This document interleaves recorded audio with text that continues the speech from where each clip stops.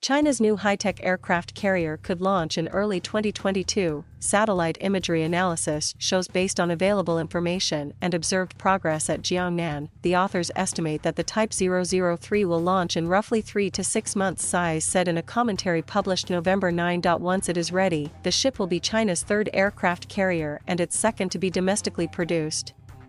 But unlike its sister ships, the Liaoning and the Shandong, experts said the Type 003 will feature more advanced aircraft launching technology, along the lines of the catapult system used by U.S. aircraft carriers. The new launchers will allow China to launch a wider variety of planes from the Type 003 faster and with more ammunition.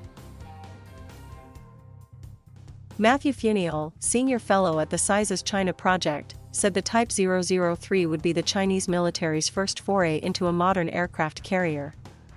This is a pretty significant step forward, he said. They've really committed to building out a carrier program, and they continue to push the boundaries of what they're able to do. Arms race. China now wields the largest naval force in the world, and aircraft carriers are the core vessels of any major power's fleet. The massive ships are essentially a mobile airbase, allowing for the rapid, long-term deployment of aircraft and weaponry to a combat theater. But their value isn't solely in terms of combat capability, Funiel said. They also have great worth in terms of diplomatic prestige and power projection. China wants to have a world-class navy.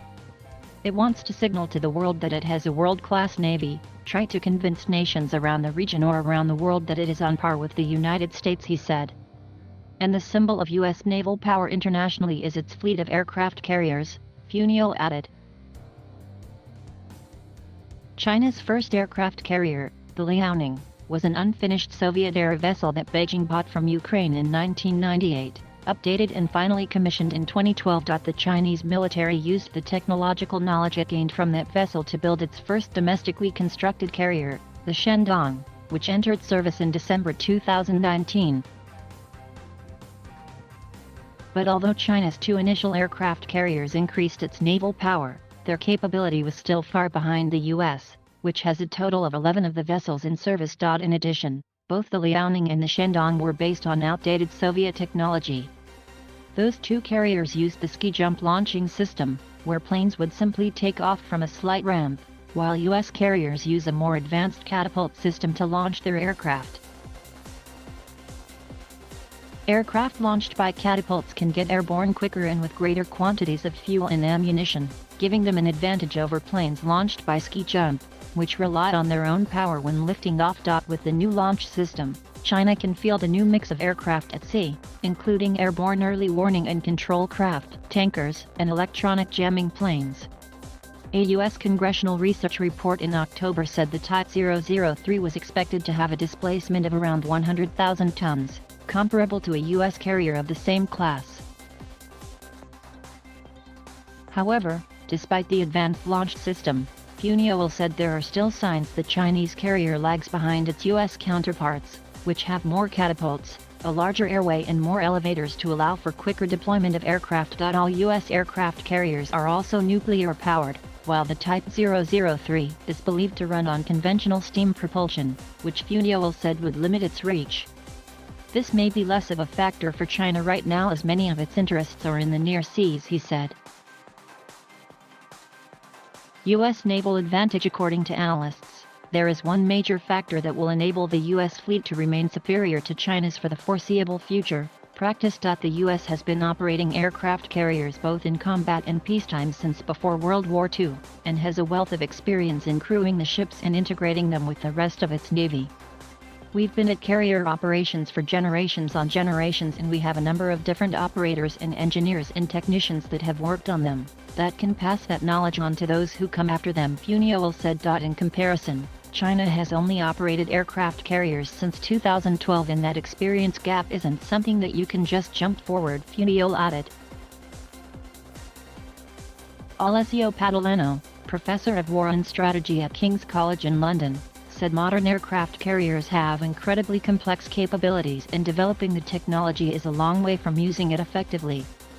This complexity is the result of both the difficulty to develop and harmonize technologies to operate air wings from a moving platform, and from the challenge of constructing a group of warships to support and protect it, he said.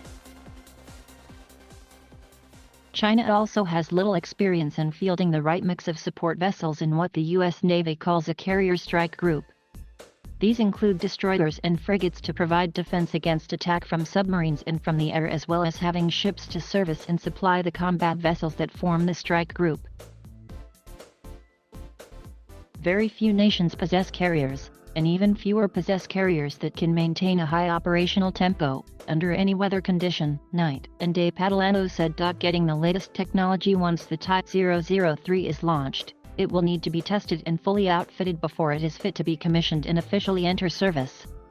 Initially, the U.S. Department of Defense had estimated the Type 003 would be ready for active service by 2023, but it has now pushed that date back to 2024. The Shandong aircraft carrier also took 2 years from launching in 2017 to when it finally entered service in 2019.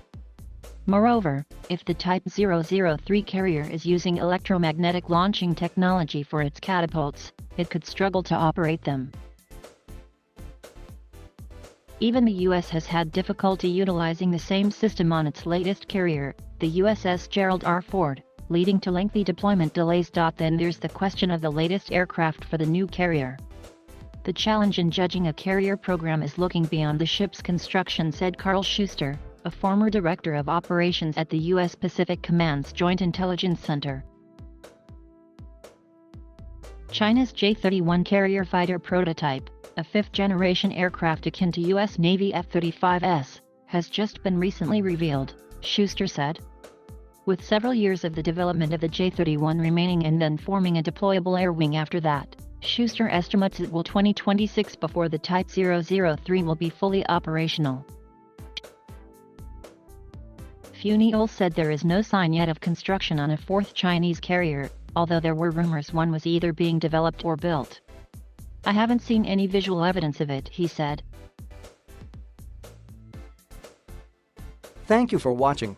Please subscribe.